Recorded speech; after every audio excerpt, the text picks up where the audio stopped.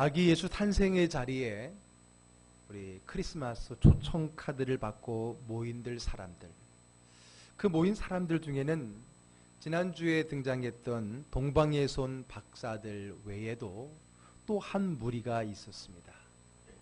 그 사람들은 다름 아닌 양 혹은 염소 이란 가축을 치는 목자들이었습니다. 성경에서 목자라고 하는 그러한 직업의 사람은 참 많이 등장하고 또 친근하게 등장을 하지요. 이스라엘이란 민족이라는 그 이스라엘 이름은 사실 야곱의 이름이었지 않습니까? 야곱도 그의 삼촌이자 장인이었던 라반의 집에서 이런 가축 치는 일을 했었었고요. 그리고 후에 요셉으로 인해서 그의 가족들이 애굽에 내려갔을 때도 그 애굽에서 이러한 가축을 치는 목자의 일을 했다고 성경은 이야기하고 있습니다. 그리고 이스라엘의 성군이었던 다윗도 바로 목동 출신 아니겠습니까?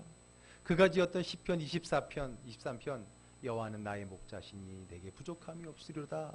그 시편은 우리 많은 사람들에게 이 목자의 이미지는 하나님의 이미지라는 그 마음으로 인해서 얼마나 우리에게 친근하게 또 은혜롭게 다가가고 또 그 존재의 가치가 더 커졌는지 모릅니다. 신약에 와서도요, 예수님의 비유 가운데는 목자와 양에 대한 비유가 많이 등장을 합니다. 뿐만 아니라 마지막 베드로에게 내 양을 먹여라 라고 말하면서 우리가 해야 할 일이 양을 먹이는 목자의 사역이라는 것을 말씀해 주셨습니다. 그리고 이러한 목자의 이미지는 우리 기독교 안에도 들어오게 됩니다. 이 앞에 서 있는 목사가 바로 그 목자가 바로 이러한 가축을 친다라는 칠목자입니다. 그래서 목사라 그러고 목양한다 그렇게 이야기를 합니다. 그리고 우리 교회 소그룹은 목장이라고 말하고 그 목장의 리더들을 목자라고 부르지요. 그만큼 우리는 목자 그러면 굉장히 친근하고 은혜롭고 성경적으로 느껴지기도 합니다. 이렇게 친근하고 은혜롭고 또 낭만적이까지 한 이 목자들이 다름 아닌 예수님의 탄생의 자리에 함께하는 것은 어찌 보면 당연한 일이 아닐까요? 그러나 그렇게 생각하면은 오산입니다. 그런 좋은 의미였기 때문에 그런 어떤 낭만적인 의미 가운데 빼놓을 수 없는 직업이기 때문에 부른 것이 아닙니다.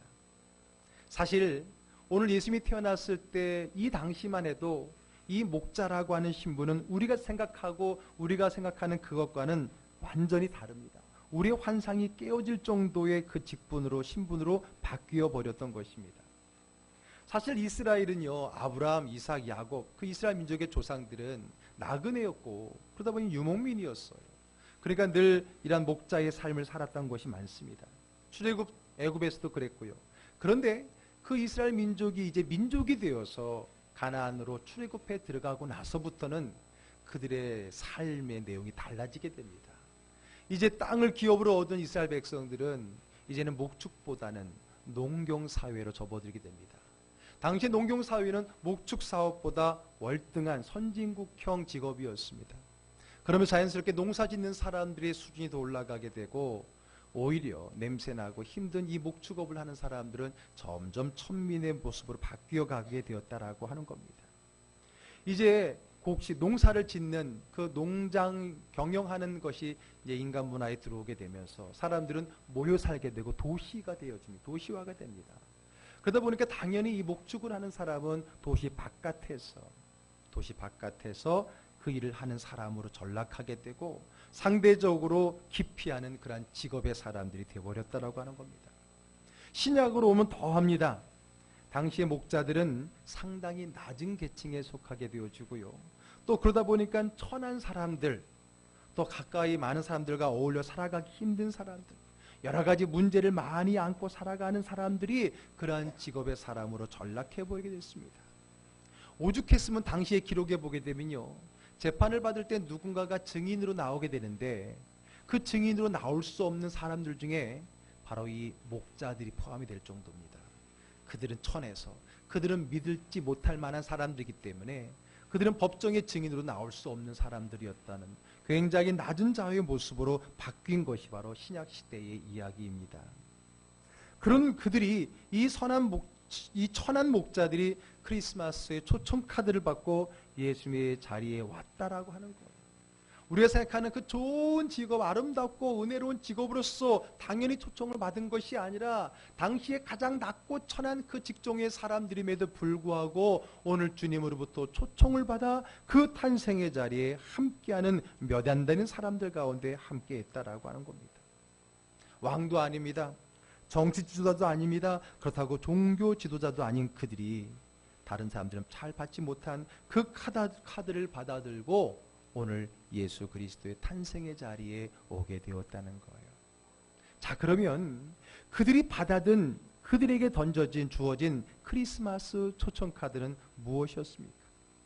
지난주에 동방의 박사들에게 주어진 초청 카드는 별 카드라 그랬지요. 별 카드. 그러면 오늘 목자들에게는 어떤 카드가 전해졌습니까? 바로 천사 카드입니다. 천사 카드. 천사들이 직접 큰 기쁜 좋은 소식을 가지고 그들에게 찾아갔다라는 거예요. 그래서 그들이 받은 카드를 저는 천사 카드라고 말합니다.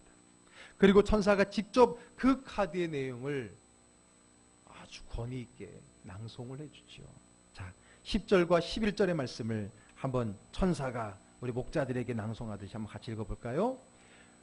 천사가 이르되 무서워하지 말라. 보라, 내가 온 백성에게 미칠 큰 기쁨의 좋은 소식을 너희에게 전하노라. 오늘 다윗의 동네에 너희를 위하여 구주가 나셨으니 곧 그리스도 주시니라. 아멘. 천사가 직접 가서 그들의 초청의 메시지를 읽어주는 은혜로운 뜻깊은 자리를 그들은 맞이하게 되었다라고 하는 겁니다. 뿐만 아닙니다. 그냥 읽어주는 것으로 끝나는 것이 아니라 이 카드에는요, 음악 파일까지 첨부되어 있었습니다. 요즘은 다 스마트폰으로 다 카드 주고받잖아요. 그러다 보면은 거기에 그림도 보낼 수 있고 또 영상도 보낼 수 있고 음악도 보낼 수 있는데, 여러분 그거 아세요? 오늘 카드에다가 음악을 담는 거의 원조가 바로 오늘 이 창세기, 누가복음 2장이라고 하는 거를 보세요. 오늘 천사가 그렇게 예수님의 하나님이 보내신 크리스마스 카드의 내용을 읽고 나니까 어떤 일이 일어났습니까? 13절 14절 한번 읽어볼게요. 호련히 수많은 천군이 그 천사들과 함께 하나님을 찬송하여 이르되 지극히 높은 곳에서는 하나님께 영광이요 땅에서는 하나님이 기뻐하신 사람들 중에 평화로라 하니라. 아멘. 예, 천사가 예수님이 보낸, 하나님이 보낸 그 메시지를 읽는과 동시에 뒤에 있던 천군 천사가 화음을 맞춰서 합창으로 찬양을 했다는 거예요. 최초의 음원 파일이 포함된 카드였다라고 하는 거죠. 동방의 박사들에게는 의미 있는 별 하나를 띄워준 것에 비하면 정말 친절하고 감동적인 초청 카드임에 분명합니다. 주의 사자가 곁에 서고 주의 영광이 비춰오고 천사가 말하고 천군 천사가 찬양하는 그 초청 카드야말로 이 세상 그 어떤 카드보다도 가장 아름답고 화려한 카드가 아니겠습니까? 아마 어떤 사람은 이렇게 말할 겁니다. 똑똑한 박사들은 그냥 별 하나만 띄워줘도 알아서 이해하고 알아서 찾아오지만 이 천한 목자들은 별 하나 갖고 못 알아먹어서 이렇게 천사가 말해주고 노래까지 해서야 찾아오지 않았을까. 어쨌든 그들은 이 세상에서 가장 아름답고 황홀한 예수님의 탄생의 초청의 카드를 받아들였다라고 하는 겁니다. 그런데 하나님은 왕궁에 있는 왕도 아니요, 성전에 있는 제사장도 아니요, 회당에 있는 바리새인도 아닌 그 성 밖에, 그 바깥 들판에 있는 그 쓸쓸하고 외롭고 천한 그 목자들에게 그런 카드를 보낸 이유가 뭘까요? 그들을 초청한 이유가 무엇일까요? 그것은 다름 아닌 이 아기 예수님이 다른 곳이 아닌 그가 태어난 그 누추한 가축 우울에서 태어났다라고 하는 그 의미와도 연결이 되어지는 것입니다. 예수님이 태어나는 것은 가축들이 머무는 가축 우리라 그랬잖아요. 그래서 그분이 태어나서 강보에 쌓여서 누워있던 곳은 바로 그 여물통 같은 구유 아닙니까? 여러분, 가축 우리니까 당연히 가축과 관계된 목자가 와야지 그 구색을 맞추기 위해서 예수님이 그들을 부른 것이 아닙니다. 예수님이 태어난 장소의 의미는 바로 가축들이 머무는 그 장소의 의미는 다른 의미가 아니라 낮은 곳, 천한 곳이다라고 의미입니다. 낮고 천한 곳이라고 하는 것이에요. 다시 말해 예수님께서 이 땅에 오신 그 자리는 지극히 낮고 지극히 천한 자리에 오셨다는 거예요. 그 예수님이 오신 탄생의 자리가 그런 의미가 있는 겁니다. 그러므로 예수님께서는 그 의미와 함께 그 의미와 맞물려서 이 땅의 가장 낮고 천한 사람들의 대표인 그들을 불렀다라고 하는 것이죠. 예수님이 이 땅에 오신 목적을 다시 한번 살펴보겠습니다. 그분은 다름 아닌 죄인들을 구원하러 이 땅에 오셨다라고 말하고 있습니다. 누가복음 19장 10절의 말씀입니다. 우리 한번 고백하며 읽겠습니다. 인자가 온 것은 잃어버린 자를 찾아 구원하려 함이니라. 아멘. 누구를요? 잃어버린 자를 찾아서, 죄인들을 위해서, 그들을 위해서 이 땅에 오셨다는 것을 보여주는 것이 그가 탄생한 자리의 영적인 의미인 겁니다. 뿐만 아니라 예수님께서 이 땅에 오신 것은 높임을 받으려고 온 게 아니에요. 높임을 받으려면 왕궁에 오셨어야죠. 그분은 이곳에 오시며 낮아지고 섬기러 오셨다고 말합니다. 마가복음 10장 45절의 말씀 또 고백합니다. 인자가 온 것은 섬김을 받으려 함이 아니라 도리어 섬기려 하고 자기 목숨을 많은 사람의 대속물로 주려 함이니라. 아멘. 그렇습니다. 그는 높아지기 위해 온 것이 아니에요. 아니, 오지 않는 게 더 높아질 수 있었을 거예요, 하늘에 계셨으면. 그러나 높은 보좌를 버리고 낮은 쪽으로 오신 것은 우리를 낮은 자리에서 우리를 섬기기 위해서, 더 나아가서 자기의 목숨을 우리들을 위해 내어주시기 위함이었다라고 성경은 말해주고 있습니다. 또요, 예수님이 이 땅에 작은 자, 소외된 자, 병든 자, 힘들고 어려운 그 소외된 사람들을 위해 이 땅에 오셨다라고 말합니다. 마가복음 2장 17절의 말씀이 있습니다. 예수께서 들으시고 그들에게 이르시되 건강한 자에게는 의사가 쓸데없고 병든 자에게라야 쓸데있느니라. 나는 의인을 부르러 온 것이 아니요 죄인을 부르러 왔노라 하시니라. 아멘. 그렇습니다. 예수님이 이 땅에 오신 목적은 바로 낮은 자, 억눌린 자, 죄인들, 힘들고 어렵고 소외되고 불쌍한 그 사람들을 위해서 이 땅에 오셨다는 것. 그러므로 그분이 오신 자리는 화려한 곳이 아니었습니다. 누추하기 짝이 없는 짐승 등이나 머무는 그 외양간에 찾아오셨다는 거예요. 그러므로 그들이 부른 그 사람도 그와 같은 인생의 사람이라는 것은 지극히 당연한 것 아니겠습니까? 그러므로 예수님께서는 당시에 천한 사람의 대명사였던 이 목자들이 초청한 거예요. 목자라는 좋은 우리가 알고 있는 그 의미 때문에 부른 것도 아니고, 그곳이 목자가 필요한 양떼들이 있는 곳이기 때문에 부른 것도 아니고, 그 사람들이 제일 불쌍한 사람, 제일 소외된 사람, 제일 힘들고 어려운 사람이기 때문에 그들을 초청했다라고 하는 겁니다. 자, 그렇다면 그들이 간절히 원했습니까? 아, 주여 오시옵소서. 늘 하늘을 보면서 주님의 임재를 기다리며 메시아에 대한 소망을 가지고 살았기 때문에 부름을 받았습니까? 아니요. 그건 몰라요. 성경에서 그들의 그 이전의 믿음에 대해서 얘기해주고 있지를 않아요. 그렇다면 이거야말로 전적인 하나님의 은혜 아닙니까? 힘들고 어렵다는 그 상황 자체만으로도 하나님이 내게 찾아올 수 있는 무한한 사랑과 은혜를 베풀어 주시는 자격이 된다는 것, 이것 자체가 하나님의 은혜가 아니고 무엇입니까? 내가 하나님을 찾아야만 만날 수 있다면 우리 중에 하나님을 만난 사람이 누가 있습니까? 만날 수 있는 사람이 누가 있겠습니까? 먼저 찾아오셔서 만나주시고 구원해주신 전적인 은혜의 하나님을 찬양합니다. 그분이 바로 우리가 믿는 하나님인 줄로 믿으시기를 바랍니다. 아멘. 배고픔과 외로움과 힘든 삶에 있는 사람들에게 무조건 찾아가 주셔서 주시는 그런 하나님의 사랑이 바로 이 성탄의 의미에 있는 거예요. 그가 나신 자리의 의미에 있는 거예요. 그가 부른 사람들의 의미에 있는 것입니다. 자, 그리고 그들이 성탄의 카드를 받았던 또 다른 이유는 무엇이었을까요? 자, 오늘 본문의 첫 절이었던 8절의 말씀을 같이 읽어보겠습니다. 그 지역의 목자들이 밤에 밖에서 자기 양떼를 지키더니인데, 오늘 그들이 주님이 보낸 크리스마스 초청 카드를 받은 시간은 언제예요? 언제 받았어요? 밤이라고 말하고 있어요. 어디서 받았어요? 밖이라고 말하고 있습니다. 그들은 깜깜한 밤에 그리고 추운 밖에서 그 초청 카드를 받았습니다. 앞에도 말씀드렸듯이 이 당시 목자들은 천한 직업이었고 남들이 하기 싫어하는 3D 업종 중에 하나였습니다. 그들은 늘 성 밖에 서 있어야 되고요.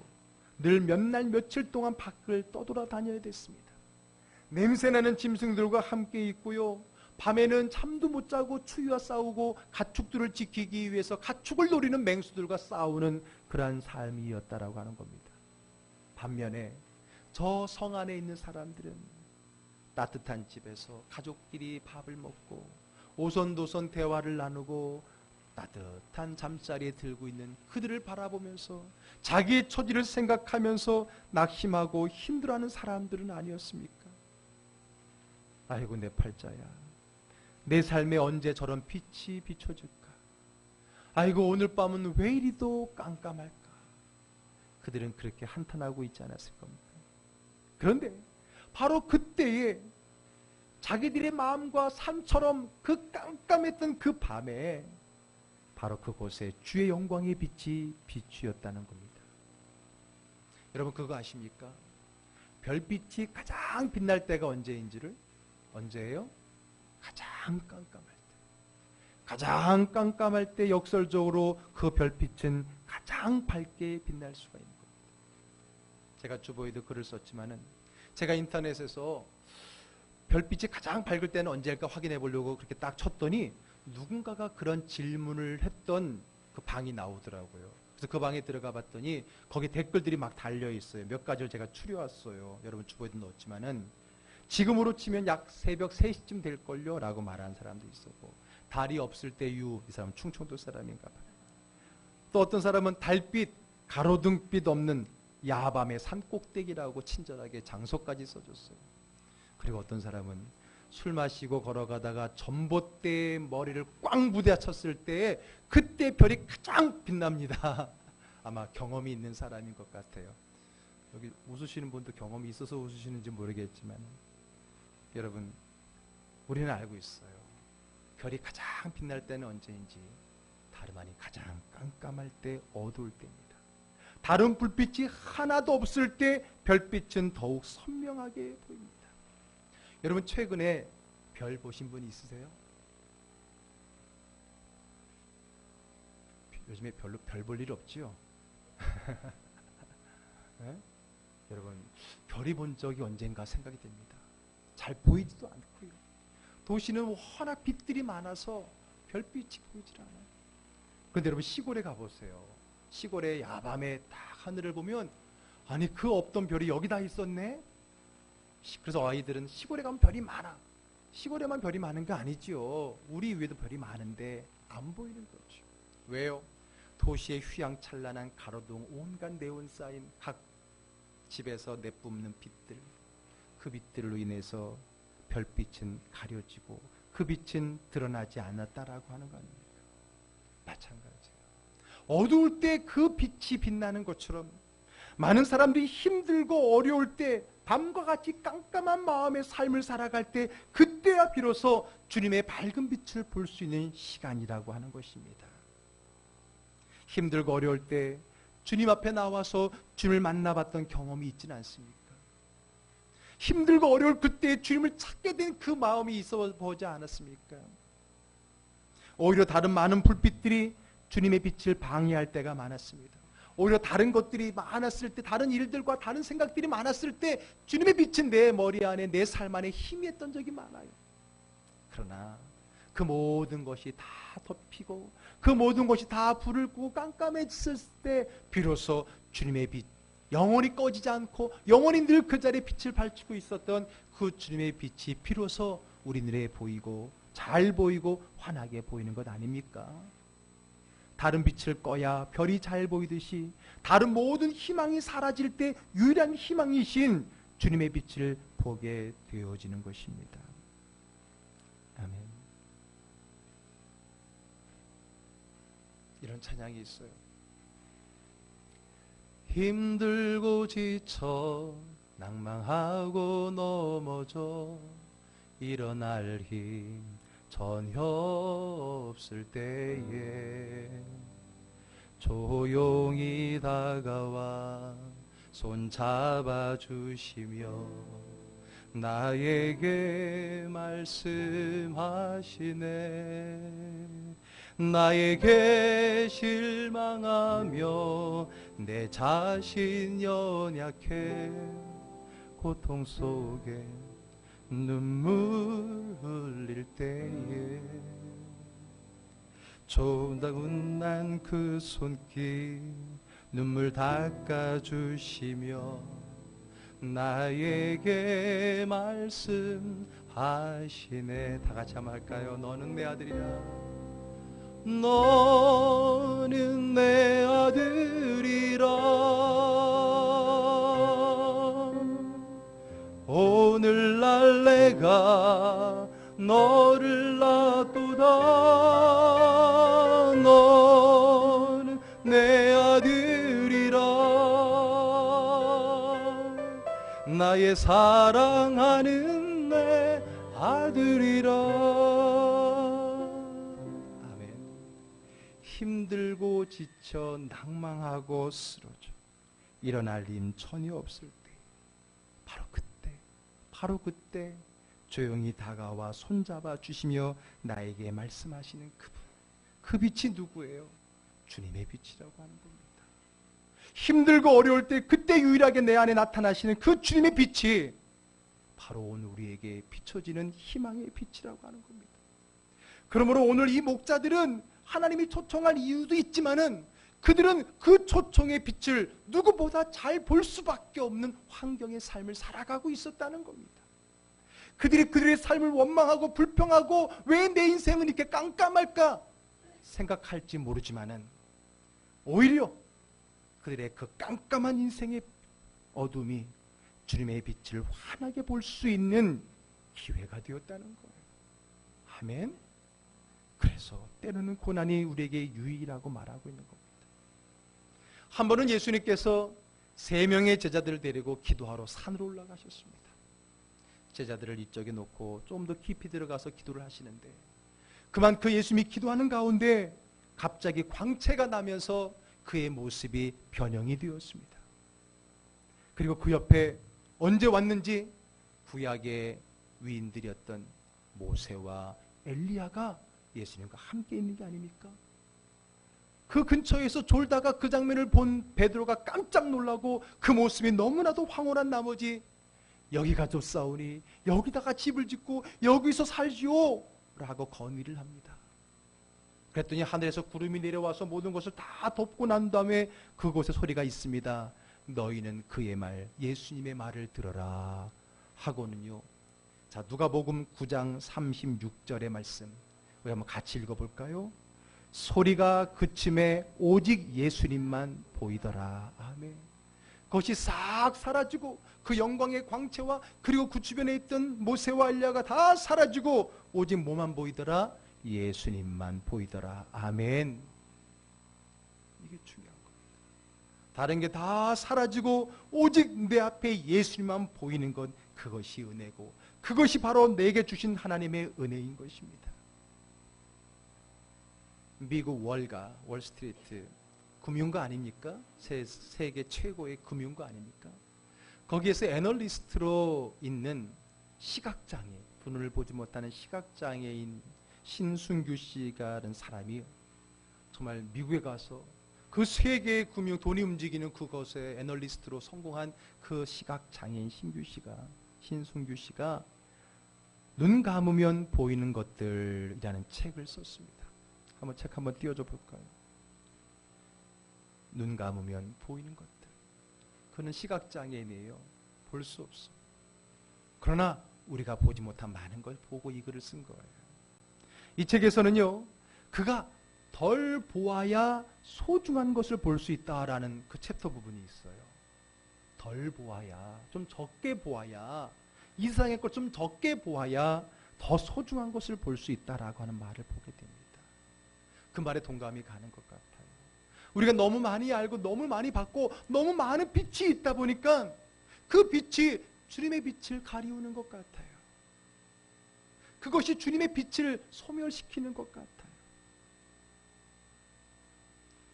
예수님께서 실로암을 통해 한 사람의 눈을 맹인을 고치시고 난 후에 그것을 트집을 잡는 유대인들을 향해서 이렇게 말씀하셨어요. 너희가 차라리 맹인이 되었더라면 죄가 없으려니와 본다고 하니 너희 죄가 그대로 있느니라. 아이고, 차라리 보지 못했으면 나았을 걸. 예수님도 그렇게 말씀하셨던 것을 보게 됩니다. 예수님은 이렇듯 낮고 천한 자를 위해 오셨고 또 그들을 초청해 주셨습니다.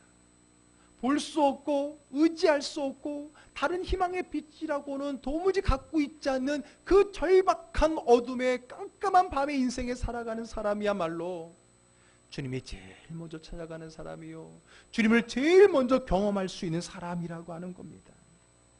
오늘 이 목자들이 바로 그런 사람이었어요.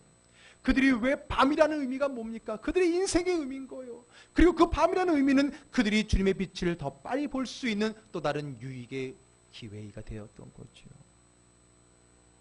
자, 이제 그 목자들에게 빛이 임했습니다. 주님의 천사들이 카드를 들고 찾아와 초청하고 찬양으로 그들을 권명했습니다. 이제 그 카드를 받아들인 그 목자들은 어떻게 행동을 했을까요? 자, 오늘 본문 15절의 말씀입니다. 같이 읽습니다.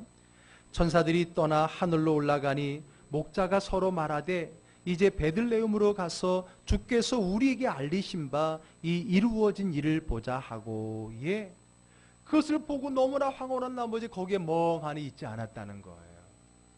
그 카드를 보고 거기에 희망의 빛을 보고 나서 그들은 어떻게 했다고요? 천사들이 떠나 하늘로 올라가니 목자들이 서로 말하되 이제 베들레헴으로 가서 주께서 우리에게 알리신 바 이런 일을 보자, 가서 보자, 우리 눈으로 확인하자 말하고 있는 거예요. 다시 말해서 그 초청에 응한 겁니다. 화답한 겁니다. 이들은 카드를 받자마자 결심한 겁니다. 그 역사 현장으로 가자, 보자. 그리고 그들은 함께 움직여 갔던 겁니다. 16절 17절 한번 또 읽어봅니다. 빨리 가서 마리아와 요셉과 구유에 누인 아기를 찾아서 보고 천사가 자기들에게 이 아기에 대하여 말한 것을 전하니, 아멘. 이것은 그들의 믿음을 보여주는 겁니다. 빨리 갔다는 거예요. 지체하지 않았다는 겁니다. 지금 양을 지키다가 가고 있는 거예요. 결국 어쩌면 그 양이 잃어버릴 수도 있고 맹수가 잡아먹을 수도 있어요. 그러나 그게 중요한 게 아닌 게 되어버렸어요. 왜? 더 중요한 것이 생겼던 거예요. 이것은 마치 베드로가 자기 배를, 그물을 버리고 예수님을 쫓은 것과 같은 것입니다. 지난주에 동방 박사들이 그 별을 보고 연구한 결과를 믿고 그 믿음대로 그 별을 쫓아 뛰쳐나갔던 것과 같은 것입니다. 그게 바로 믿음인 것입니다. 오늘 힘들고 어려운 그 어둠의 현장에 찾아오신 주님을 받고 위로받고 끝나는 것이 아니라 그 주님을 쫓아 나아가는 믿음의 성도님들 되기를 주의 이름으로 축복합니다. 아멘. 그것이 믿음입니다. 주님의 초청에 결단하고 나아가는 것이 믿음입니다. 그리고 그것을 증거하는 것이 믿음입니다. 그랬을 때 그들이 증거한 말을 듣고 많은 사람들이 놀랐다 그랬고요. 심지어는 그 아기 예수의 어머니인 마리아는 그 말씀을, 자기도 알잖아요. 성령을 통해 들은 말씀이 있기 때문에, 요셉도 알잖아요. 천사를 통해 들은 말씀이 있기 때문에. 그런데 이 사람이 와서 한 번 더 말해줌으로써 확신을 얻게 되고 더 나아가서 그 말씀을 마음에 새기었다라고 성경은 우리에게 말해주고 있습니다. 자, 그리고 오늘 마지막 절 20절입니다. 같이 한번 또 읽습니다. 목자들은 자기들에게 이르던 바와 같이 듣고 본 그 모든 것으로 인하여 하나님께 영광을 돌리며 찬송하며 돌아가니라. 아멘. 오늘 20절 말씀을 상상해 보세요. 20절 말씀에 이 목자들의 그 한번 느낌과 그들의 행동을 한번 머릿속에 그려보십시오. 그들이 천사가 이른 바를 듣고 본 그 모든 것을 인하여 하나님께 영광을 올리고 찬송하며 돌아갔다 그랬습니다. 이건 뭡니까? 그의 삶이 원망과 불평과 어둠의 삶이었던 그치, 이제는 빛의 삶, 기쁨과 감사와 찬양과 영광의 삶으로 바뀌었다라고 하는 겁니다. 아멘. 감사와 찬양의 삶, 이것이 그들의 삶의 변화를 말해주고 있는 겁니다. 가장 낮고 천한 직업으로 불평하며 신세한탄하며 살던 그들이 이 영광의 초청을 받고 나서, 그리고 그분을 만나고 나서 이제는 감사와 찬양의 삶으로 바뀌었다는 거예요. 다시 돌아가도 그들은 세상에서 인정하는 천한 목자일 거예요. 그렇잖아요. 돌아갔다는 얘기는 다시 자기 양떼로 갔다는 거예요. 세상에서 위치가 바뀐 건 아닐 수 있어요. 그러나 그의 삶이 바뀌었습니다. 그의 마음이 바뀌었습니다. 그의 인생이 바뀌었습니다. 이것이 바로 예수 믿는 증거입니다. 이것이 예수를 믿어야 될 이유입니다. 이것이 우리가 예수 믿는 믿음의 의미인 것입니다. 세상 말로 그들은 지금 죽어도 여한이 없을 것입니다.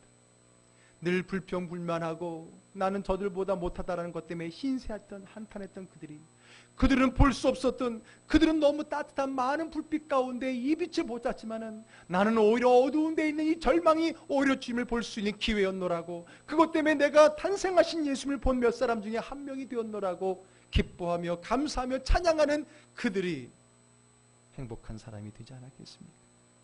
바로 이것이 주님의 계획이었던 겁니다.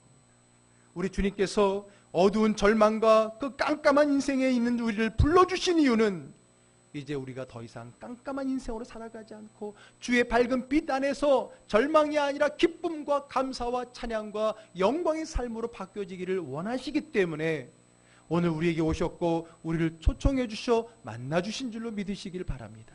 그러므로 우리가 성탄의 주님을 만난다면 이제 예수 그리스도 성탄을 준비하고 그분을 만나는 인생이고 성탄의 주님을 경험한 인생이라고 한다면 이제 우리는 더 이상 깜깜한 인생이 아니라 빛의 인생이고 원망과 불평이 아니라 기쁨과 감사와 찬양의 인생이 되는 줄로 믿습니다. 할렐루야! 찬양의 삶을 사는 저와 여러분 되기를 주의 이름으로 축복합니다.